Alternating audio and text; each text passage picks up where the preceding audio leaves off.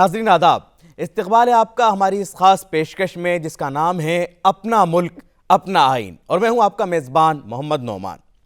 दोस्तों, जमहूरियत हिंदुस्तान को मज़ीद खूबसूरत बनाती है और जो चीज़ जमहूरियत को मजबूत बनाती है वो है हमारा आइन, जिसमें तमाम शहरियों को बुनियादी हुकूक हासिल हैं। आइन का प्रेम्बल ही इस बात के लिए जाना जाता है कि जहां पर मुल्क के तमाम शहरियों के लिए बराबरी और यकसा निज़ाम इंसाफ को यकीनी बनाया जाता है।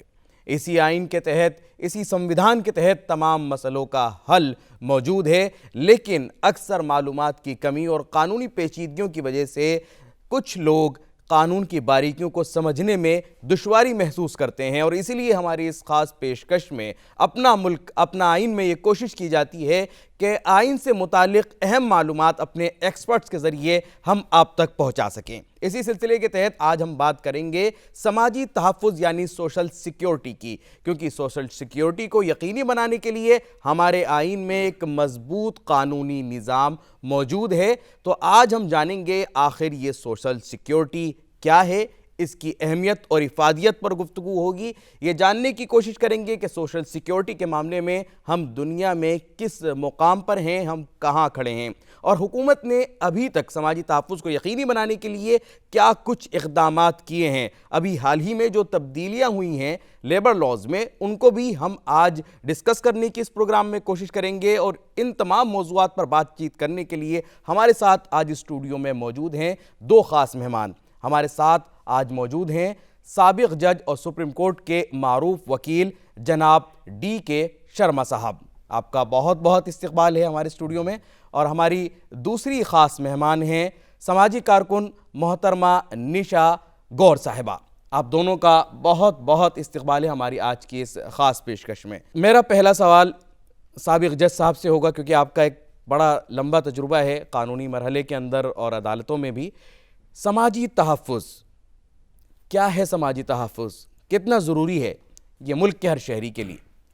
देखिए, 23 सितंबर हमारे देश में सामाजिक सुरक्षा का एक ऐतिहासिक दिन है। अगर मैं यहाँ से शुरुआत करूँ तो कोई अतिशयोक्ति नहीं होगी कि इससे पहले अगर हम सोशल सिक्योरिटी के बारे में कभी सुनते थे, जानते थे, तो हमारे जहन में, हमारे दिमाग में जो डेवलप्ड कंट्रीज़ हैं, UK, USA, उनका नाम हमारे दिमाग में आता था कि भाई वहाँ पर एक सोशल सिक्योरिटी कोड मिलता है, एक सोशल सिक्योरिटी नंबर मिलता है, और उस कोड या उस नंबर या उस सुरक्षा के आधार पर किसी भी व्यक्ति को जीवन में कोई कठिनाई होती है, बुढ़ापे की, डिसेबिलिटी की, फाइनेंशियल कोई प्रॉब्लम है, तो सरकार उसको सोशल सिक्योरिटी के नंबर के आधार पर, उसके इतिहास के आधार पर, उसकी बैकग्राउंड के आधार पर उसको सुविधाएं प्रदान करती है। हमारे देश में इस तरह का कंसेप्ट एक अननोन है, एक छुपा हुआ कंसेप्ट है, जो कि आम जनता तक अच्छी तरह अभी तक नहीं पहुंचा था। क्यों नहीं पहुंचा था? कि हमारे देश में विभिन्न प्रकार के कानून बनाए गए हैं जो सोशल सिक्योरिटी को देखते हैं।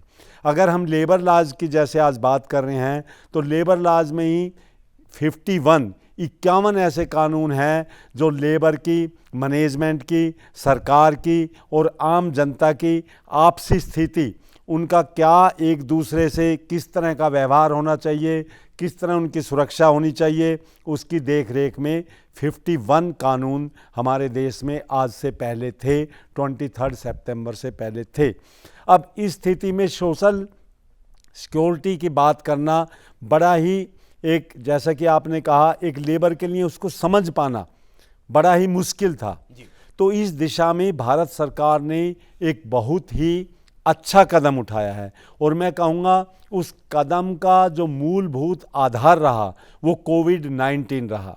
जैसा कि हम सभी ने देखा टीवी के माध्यम से, सोशल मीडिया के माध्यम से, जो अनऑर्गेनाइज्ड लेबर थी, माइग्रेंट लेबरर्स थे, वो एक जगह से दूसरी जगह जा रहे हैं।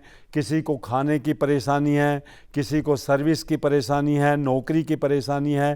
तो इन इस व्यवस्था को जब हमने अपनी आंखों से देखा, अपने दिमाग से समझा, तो हमारी सरकार ने कुछ बहुत ही महत्वपूर्ण कदम उठाए और 3 ऐसे कोड पार्लियामेंट में पास किए जिनके आधार पर आज हम ये कह सकते हैं कि सोशल सिक्योरिटी में हम भी उस श्रेणी में खड़े हो गए हैं जिस श्रेणी में विश्व के अग्रिम देश हैं। मैं इसको अब मैं आपको बताना चाहूँगा कि सोशल सिक्योरिटी से हम क्या समझते हैं जी। जैसा कि आप देखते हैं, कोई एक लेबर है, वो काम करता है किसी फैक्ट्री में। फैक्ट्री का मालिक आज उसको अचानक कहता है कल से आप काम पर मत आइए, हमें आपका काम पसंद नहीं है। अब उसके पास ना कोई पेंशन है, ना कोई इंश्योरेंस है, ना घर पर खाना खाने के लिए अनाज है, ना रोटी है। तो ऐसी स्थिति में वो क्या करे, कहाँ जाए? इसी प्रकार की कुछ दूसरी भी हैं। किसी व्यक्ति का एक्सीडेंट हो जाता है, अब वो घर में अकेला कमाने वाला होता है, एक्सीडेंट में अचानक मौत हो जाती है, उसकी कोई इंश्योरेंस नहीं है, वो कहाँ जाए? तो इस तरह की कुछ मूलभूत समस्याएं हैं जिन समस्याओं के निवारण को हम सामाजिक सुरक्षा कहते हैं।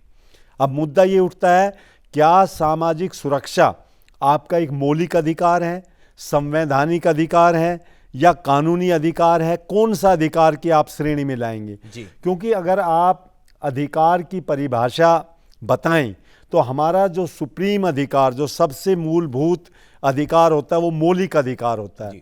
अगर मौलिक अधिकार का कोई उल्लंघन किया जाता है तो उल्लंघन जिस व्यक्ति के मौलिक अधिकार का हुआ है वो डायरेक्ट सर्वोत्तम अदालत में जा सकता है, सुप्रीम कोर्ट में जाके कह सकता है जी मेरे मौलिक अधिकार का उल्लंघन हुआ है, आप मुझे सुरक्षा प्रदान कीजिए, मेरे मौलिक अधिकार को इन्फोर्स कीजिए, लागू कीजिए। अगर संवैधानिक अधिकार का उल्लंघन होता है तो वो हाई कोर्ट और सुप्रीम कोर्ट में जा सकता है। कानूनी अधिकार का उल्लंघन होता है तो वो किसी भी नीचे की अदालत में जा सकता है। इस प्रकार हमारे अधिकारों को मोटे रूप से विभाजित किया गया।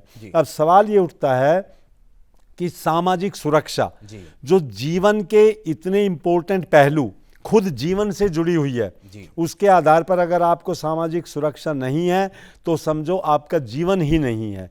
तो क्या हम इस सामाजिक सुरक्षा को एक मौलिक अधिकार की श्रेणी में ला पाए हैं? जैसे हमने लेबर लॉज में अमेंडमेंट किए, 3 कोड हमारे अब लागू हो चुके हैं, पार्लियामेंट से पास हो चुके हैं। क्या उन कोड के आधार पर हम कह सकते हैं कि हम अपने आप को सामाजिक सुरक्षा की श्रेणी में मौलिक अधिकार तक लेकर आ चुके हैं? तो मैं इसमें बताना चाहूँगा कि हमारे संविधान में चैप्टर 4 में राज्य के नीति निर्देशक सिद्धांत व्यवस्थित किए गए हैं, directive principles of state policy. हमारा देश एक कल्याणकारी राज्य है। जितने भी कानून बनते हैं पब्लिक, आम जनता के कल्याण के लिए बनते हैं और ये हम अपने संविधान के चैप्टर 4 से ये बातें हम लेते हैं कि कल्याण के लिए आप कानून बनाइए। लेकिन जो हमारे डायरेक्टिव प्रिंसिपल या नीति निर्देशक सिद्धांत हैं वो निर्देशित करते हैं हमारे संसद सदस्यों को, हमारी पार्लियामेंट को कि आप ये कानून बनाइए, परंतु वो उन पे बाध्य नहीं है। लेकिन जो मौलिक अधिकार हैं वो उन पर बाध्य हैं। जैसे राइट टू लाइफ, जीने का अधिकार, ये हमारा एक मौलिक अधिकार है और ये बाध्य है। आज की 21वीं सदी में जब हम 2020 की बात कर रहे हैं, हम आज़ादी के इतने साल अपने व्यतीत कर चुके हैं, तो इस स्थिति में मैं कहना चाहूँगा कि हमारी पार्लियामेंट ने जो एक्ट पास किए हैं बहुत ही अच्छे किए हैं, परंतु इनकी जो व्याख्या होनी चाहिए, अब जो डिस्कशन इनके ऊपर चल रही है, कुछ क्रिटिकल कमेंट भी आ रहे हैं, कुछ फेवर के भी आ रहे हैं, तो वो इस प्रकार से होने चाहिए कि इन सोशल सिक्योरिटी एक्ट को, राइट टू सोशल सिक्योरिटी को right to life and liberty, जो हमारा फंडामेंटल राइट आर्टिकल 21 के अंदर, उसके अंदर इसकी व्याख्या होनी चाहिए और इसको सोशल सिक्योरिटी को उस स्तर पर रखना चाहिए। बहुत खूब, आपने बहुत अच्छी बात कही कि इसको राइट टू लाइफ के तहत हमें लेना चाहिए और आगे चल करके अगर उसके तहत व्याख्या होगी तो काफ़ी हद तक हम इसे मजबूती दे सकेंगे।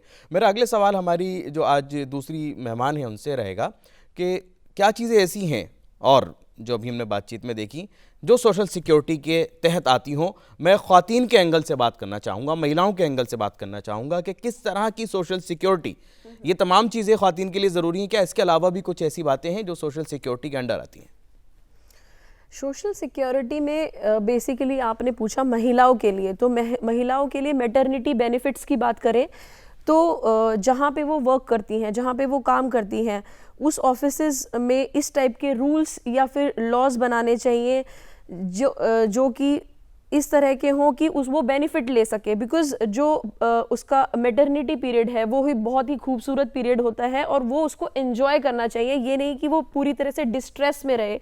अगर वो डिस्ट्रेस में रहेगी तो फिर सोशल सिक्योरिटी का कोई सवाल नहीं होता। तो इस तरह से कुछ रूल्स लॉज इस तरह से बनाए जाएं कि उसको फाइनेंशियली हेल्प हो और वो सोशली अपने आप को स्ट्रांग बना सके। और दूसरी बात करें सिकनेस की, कि अगर कोई ऑफिस में सिकनेस होती है तो अगर देखा जाए ऐसे लॉज बनाए जाएं कि उसको फुल सैलरी ना दे के पार्शियल सैलरी दी जा सकती है, सो दैट एक अच्छा स्टैंडर्ड ऑफ लिविंग बनाया जा सके वेलफेयर के लिए। और चीज़ें देखी जाए कि ये नहीं कि सोशल बेनिफिट्स देना कंपनी वाले बंद कर दें कि कहीं ना कहीं उनको बांधा जाए इस बिल्कुल मामले कि अब इनकी ज़रूरत नहीं है तो बेनिफिट्स बंद कर दिए जाए। तो ये जो लॉ है ये एस्टेब्लिश्ड बाय लॉ होना चाहिए, ना कि जैसे कि social benefits are different from social security. Social benefit सिर्फ कंपनी वाले प्रोवाइड करते हैं, पर वो अपनी ज़रूरत के हिसाब से प्रोवाइड करते हैं, कभी भी उनको रोका जा सकता है। तो ये बस एक चीज़ है कि एस्टेब्लिश्ड बाय लॉ होने चाहिए सो दैट वो सोशल सिक्योरिटी में कन्वर्ट हो सके। और देखा जाए तो जो इंसान है वो एक सोशल एनिमल ही है, तो फिर उसको भी फाइनेंशियल डिस्ट्रेस होते हैं, इकोनॉमिक डिस्ट्रेस होते हैं, फाइनेंशियल कंटिजेंसीज होती हैं। तो इन सब को इम्प्रूव करने के लिए सोशल सिक्योरिटी प्रोवाइड करनी चाहिए। और मोस्टली आपने देखा होगा कि हमारे देश में 10% जो लोग हैं वो ऑर्गेनाइज्ड सेक्टर, फॉर्मल सेक्टर में काम करते हैं। They are very much secured, like air force, navy, multinational companies, MNCs etcetera. तो they are organize, they are secured. But जो असली प्रॉब्लम आती है वो आती है अनऑर्गेनाइज सेक्टर के लोगों में, जो कि जैसे रूरल, ये भी दो चीजों में डिवाइड किए, rural areas, urban areas. Rural असंगठित क्षेत्र जो हमारा है, यस, इसमें हॉकर्स होते हैं, कॉबलर्स होते हैं, जो जैसे टायर ठीक करने वाला, पंक्चर ठीक करने वाला जो पर्सन है, अब उसकी क्या सिक्योरिटी है? उसका कल को एक्सीडेंट ही हो गया या फिर वो सिक है या फिर कोई डिसेबिलिटी हो गई है, तो उसकी क्या सिक्योरिटी है? तो बेसिकली इस तरह की स्कीम गवर्नमेंट लेके आई है जिसमें वो अपने आप को कुछ मिनिमल अमाउंट दे के अपने आप को आधार कार्ड से लिंक करवा के और आगे अपने आप को सिक्योर करके चल सकते हैं। और एक कॉन्सेप्ट और है जॉइंट फैमिली का, जिसमें क्या होता है कि जॉइंट फैमिलीज पहले तो सिक्योर होती थी, बिकॉज पिताजी अपने बेटे को प्रोवाइड कर दिया करते थे और बेटा अपने पिता को प्रोवाइड कर दिया करते, एक दूसरे की हेल्प कर दिया करते थे। पर अब जैसे अर्बनाइजेशन आ रहा है और न्यूक्लियर फैमिली का कॉन्सेप्ट बढ़ता जा रहा है, तो इससे क्या है कि ओल्ड एज पीपल को बहुत दिक्कतें आ रही हैं। यस, और इससे क्या है कि वो सोशली सिक्योर नहीं है। तो इसके लिए क्या है कि ओल्ड एज पेंशन स्कीम्स बनाई जाएं, इस तरह से कुछ बीमा करवाया जाए उनका कि वो सोशली सिक्योर हो सके। और मैं कहना चाहूँगी, कुछ एग्जांपल्स देती हूँ, जैसे ऑर्गेनाइज सेक्टर के, जैसे कोल्ड स्टोरेज है, एक गांव में किसी ने कोल्ड स्टोरेज का बिजनेस खोला जी। तो जैसे आसपास के सभी लोग उसमें आके अपना काम कर रहे हैं, स्टोर कर रहे हैं, तो ठीक है, उसने अपने आप को गवर्नमेंट से रजिस्टर करवा लिया, बिल्स पे कर रहा है, सैलरी पे कर रहा है, एवरीथिंग इज डूइंग। बट चीज़ ये है कि क्या वो एस्टेब्लिश्ड बाय लॉ है? क्या वो सोशल सिक्योरिटी दी जा सकती है उसमें? ये सबसे इम्पोर्टेंट चीज़ है। और इसका जवाब मैं अभी वकील साहब से भी लेना चाहूँगा कि हमारे साथ मौजूद हैं। किस तरह से वो सोशल सिक्योरिटी प्रोवाइड की जाएगी? ख़ासतौर से मैडम ने जो एग्जांपल दिए हैं वो भी, और एक बड़ा एग्जांपल वो भी आ जाएगा इसके अंदर सामने कि जब लॉकडाउन की जब आपने बात की थी कि उसके अंदर एक बड़ा तबका निकला और वो इधर से उधर माइग्रेंट करता रहा, और उसको वो परेशानी जो आप कह रहे हैं कि आती है, राशन की परेशानी आएगी, यहाँ तक कि अगर बीमार हैं तो उसको सेहत खिदमात की भी परेशानी आ सकती है। उस हालात में किस तरह से सिक्योर करेंगे, किस तरह से समाजी तहफ़्फ़ुज़ को यकीनी बनाया जाएगा? देखिए, निशा जी ने एक बहुत ही अच्छी बात बताई कि जो लेडीज़ हैं वर्क प्लेस पे, उनका किस तरह से सोशल सिक्योरिटी को हम इंश्योर कर सकते हैं या सरकार को क्या करना चाहिए और कैसे किया जाता है, उसी दिशा में मैं बताऊंगा कि कुछ महत्वपूर्ण कदम सरकार ने उठाए हैं और हमारे उसमें कानून भी कुछ और भी आए हैं। जैसा कि हम देखते हैं कि एक एक्ट आया sexual harassment at work place, आपने भी सुना होगा। वो एक सोशल सिक्योरिटी टुवर्ड्स वुमेन की दिशा में एक काफ़ी बड़ा और महत्वपूर्ण कदम है कि जैसे अगर वर्क प्लेस पे हमारे जैसे जो देश है उसमें आप देखते थे कि it is known as a male dominated society. उसमें पहले गांवों में लोग बाग अपनी लड़कियों को कॉलेज में, स्कूलों में या इवन वर्किंग के लिए बहुत कम भेजते थे। हाँ, इसीलिए कि मर्द ज़्यादा होते हैं, उनको रहता था वहाँ पे किसी प्रकार की सोशल सिक्योरिटी नहीं है, कोई भी उनके साथ हादसा हो सकता है, कोई प्रॉब्लम हो सकती है। तो इस दिशा में सरकार ने काफ़ी महत्वपूर्ण कदम उठाए हैं और ये एक्ट पास होने के बाद हर एक मैनेजमेंट की ये ड्यूटी फिक्स की है कि आप वहाँ पे एक कमेटी बनाएंगे और किसी भी लेडी वर्कर को, किसी भी वुमेन को किसी प्रकार की कोई भी समस्या है तो she can immediately report the matter to that committee. और उस कमेटी में भी एक वुमेन मेंबर का होना, लेडी का होना अनिवार्य किया हुआ है ताकि वो अपनी बात को उससे अच्छी तरह से बता सके। इसी प्रकार कुछ दूसरे कदम जैसे कि लेडीज़ के लिए अलग से रेस्ट रूम बनाना, उनके लिए अलग से खाने के लिए ये करना, ये भी मैंडेटरी गाइडलाइंस कुछ स्टेट गवर्नमेंट्स ने जारी की हैं जिससे कि प्राइवेट सेक्टर में भी और गवर्नमेंट सेक्टर में भी सोशल सिक्योरिटी का कंसेप्ट लेडीज़ की तरफ काफ़ी उन्नति की तरफ बढ़ रहा है। दूसरा, जैसा कि अभी आपने एक सवाल किया कि जैसे ये माइग्रेंट लेबर्स थे, अब कोविड में वो इधर से उधर जा रहे थे, उनकी बड़ी दयनीय स्थिति थी। लोग बाग देख रहे हैं, इवन कुछ प्राइवेट लोग जैसे हमने सोनू सूद का नाम सुना और सुना, कुछ लोग बढ़ के आए, फिर कुछ एक प्राइम मिनिस्टर रिलीफ फंड वगैरह फंड्स क्रिएट किए गए, उसमें भी इंडस्ट्रीज ने, काफ़ी लोगों ने योगदान दिया कि भाई लोगों का आए। तो उस दिशा में अब जो कदम उठाए गए वो इस प्रकार से उठाए गए कि अगर हम समझेंगे, देखेंगे कि दो प्रकार की समस्याएं मेन थी। एक उनके खाने की समस्याएं कि मजदूर इस स्टेज पे आ गया था कि उसको ये नहीं पता कि वो शाम को या कल सुबह क्या खाएगा। दूसरा, उसको ये था कि वो घर जाए तो जाए कैसे, उसके पास कोई किराए का पैसा नहीं है, कोई जाने की सुविधा नहीं है।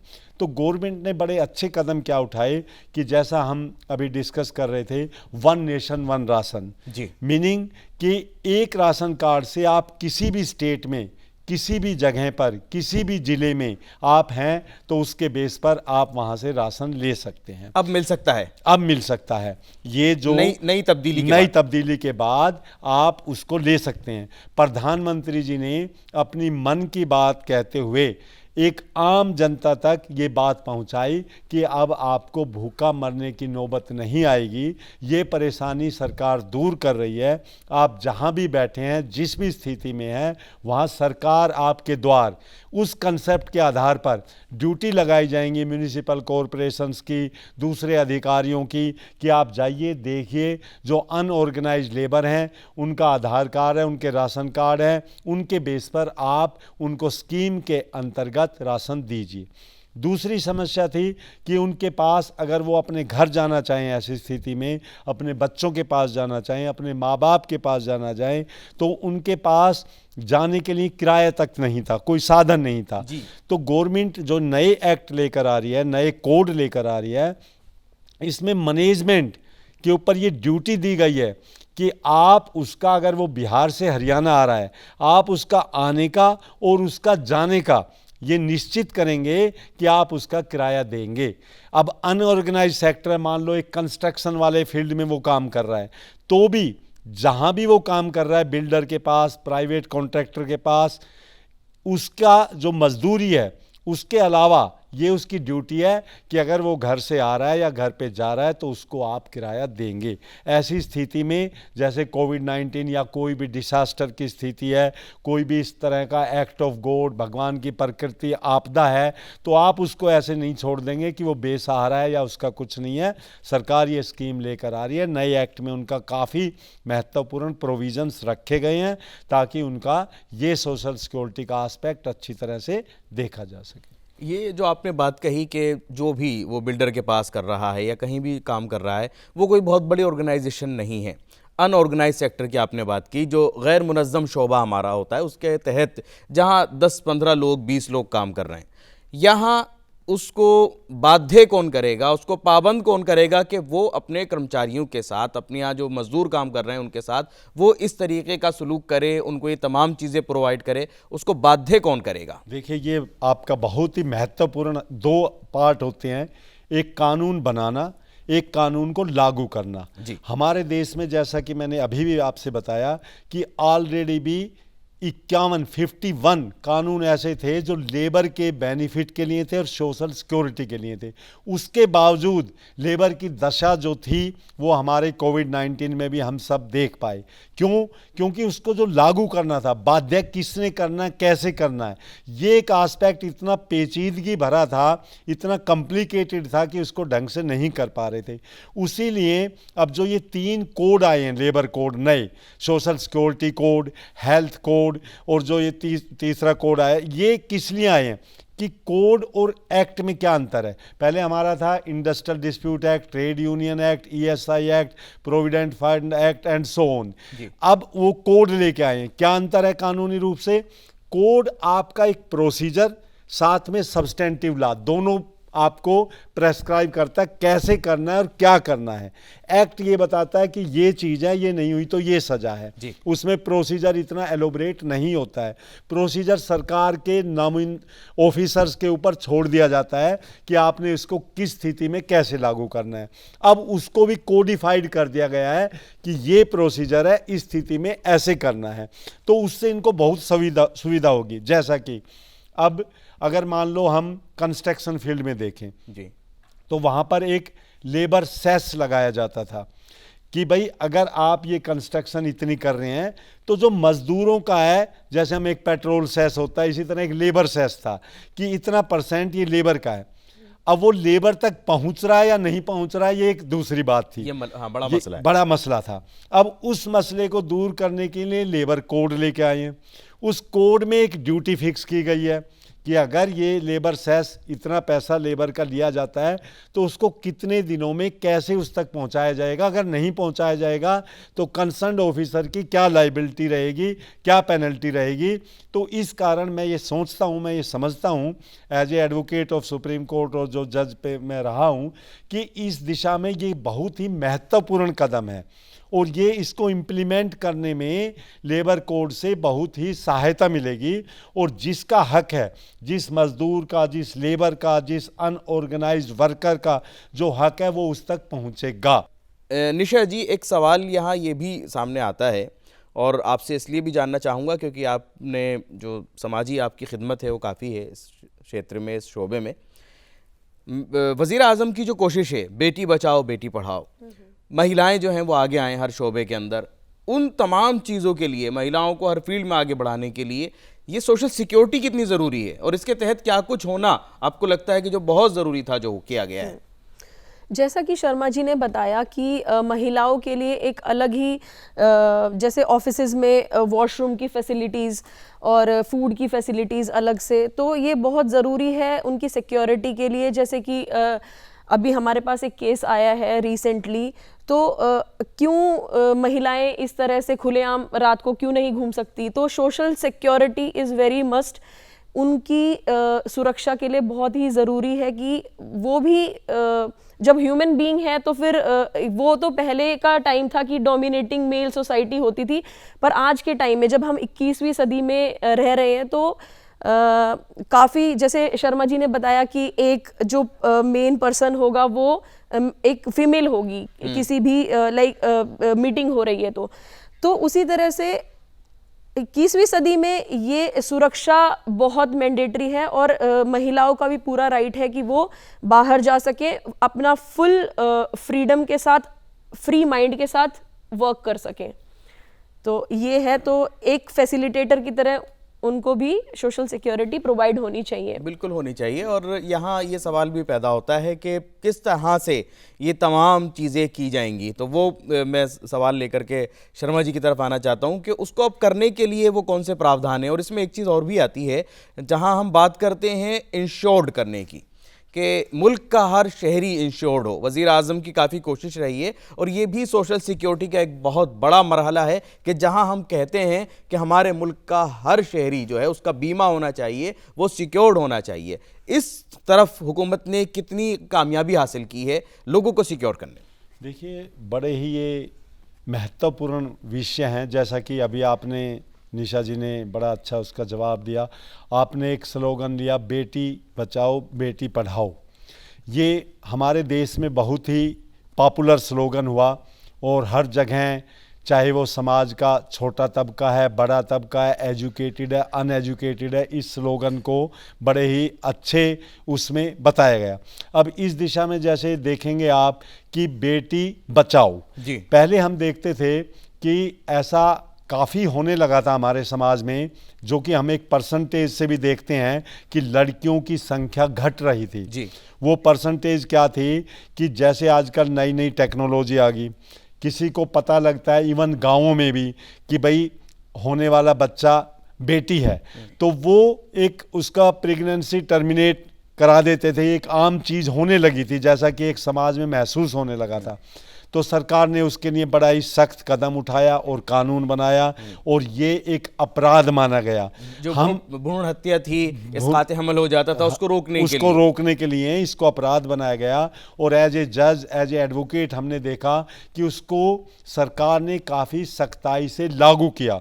कुछ हॉस्पिटल्स, डॉक्टर्स जो आज तक भी केसेस जिनके अगेंस्ट इन्वॉल्व हैं, वो इस तरह के केसेस में आए ताकि समाज में ये मैसेज प्रधानमंत्री जी का बड़ी सख्ताई से जा सके कि भाई बेटी बचाओ, आपने उसको बचाना है। उसको किसी भी हालत में भ्रूण हत्या या किसी भी स्टेज पे वो स्थिति पैदा नहीं करनी जो बेटी एक पैदा होने से ही वंचित हो जाए। तो ये एक बड़ा कदम सोशल सिक्योरिटी टुवार्ड्स बच्ची बेटी की तरफ उठाया गया। तो नाजरीन, यहाँ ये बात बहुत ज़रूरी है कि इस नए कोड से जो अब हुकूमत लेकर के आई है, हुकूमत की मंशा यही है कि अपने तमाम लोगों को सिक्योर किया जाए। ख़ास तौर से वो तबका जो अनऑर्गेनाइज सेक्टर में है, उसको भी एक पहचान दी गई है ताकि वो भी, हमारे बुज़ुर्ग भी, हमारी ख़वातीन भी, वो सब इस मुल्क में रहते हुए अपने आप को सोशली सिक्योर्ड महसूस करें और सब मिल करके एक नए भारत की तामीर के लिए आगे बढ़ें। हमारी आज की इस ख़ास पेशकश में जो गुफ्तगू हुई उससे ज़रूर आपने कुछ ना कुछ फ़ायदा हासिल किया होगा। हमारे पास वक्त कम है, हम फिर हाजिर होंगे अगली मरतबा इसी पर बातचीत करने के लिए। हमारे गेस्ट हमारे साथ होंगे और इसी मौजू पर और तफसीली गुफ्तगू करेंगे, लेकिन तब तक के लिए हमें दे दीजिए इजाज़त। शुक्रिया।